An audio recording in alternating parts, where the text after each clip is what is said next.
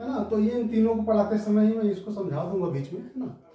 कोई इन तीनों को पढ़ाते समय ही इनमें जो एग्जाम्पल्स आएंगे उनमें ही आपको इसको मैं कवर कर लूंगा। तो इसमें जो सबसे कॉम्प्लेक्स माना जाता है होता है सब्स्टिट्यूशन, है ना। उसके बाद जो कॉम्प्लेक्स है आप बोल सकते हो टफ, थोड़ा माना रिलेटिवली टफ माना जाता है एलिमिनेशन, देन फाइनली एडिशन, है ना। तो हम सबसे टफ वन है उससे स्टार्ट करेंगे, सब्स्टिट्यूशन रिएक्शन। तो सब्स्टिट्यूशन रिएक्शंस को पढ़ने से पहले कुछ बेसिक चीजें हमें पता होनी चाहिए। बेसिक मतलब बहुत थोड़ी सी है। सबसे पहले जो हमें पता होना चाहिए, हमारा एक चैप्टर है क्लास 12 में केमिकल काइनेटिक्स, है ना। उसमें एक टर्म आता है, वो टर्म होता है मॉलिक्यूलरिटी, है ना, मॉलिक्यूलरिटी। ये टर्म हमें पता होना चाहिए। अब मॉलिक्यूलरिटी क्या होता है? ये होता है कि कितने रिएक्टेंट, किसी भी रिएक्शंस में कितने रिएक्टेंट पार्टिसिपेट कर रहे हैं उनका सम।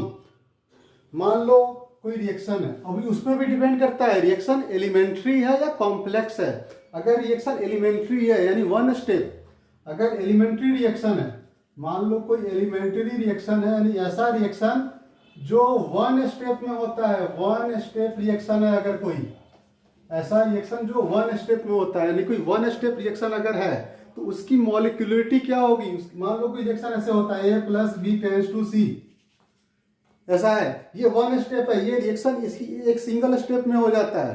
तो ऐसा रिएक्शन जो सिंगल स्टेप में हो जाए उसको बोलते हैं एलिमेंट्री रिएक्शन या वन स्टेप रिएक्शन।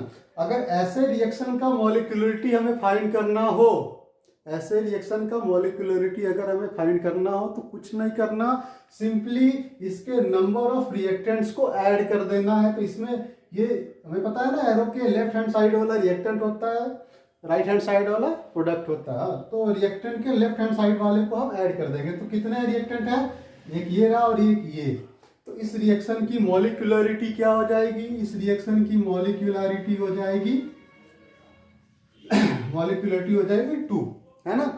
तो मॉलिक्यूलरिटी क्या होती है? Total number of reactant participating in the reaction.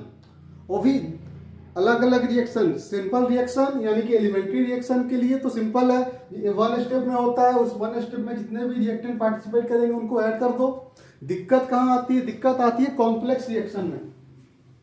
दिक्कत आती है हमें कॉम्प्लेक्स रिएक्शन में। मान लो कोई कॉम्प्लेक्स रिएक्शन है, कॉम्प्लेक्स रिएक्शन यानी जो मोर देन वन स्टेप में होता है। मान लो कोई कॉम्प्लेक्स रिएक्शन हमारे पास है, कोई कॉम्प्लेक्स रिएक्शन हमारे पास है यानी कि जो मोर देन वन स्टेप में होता है।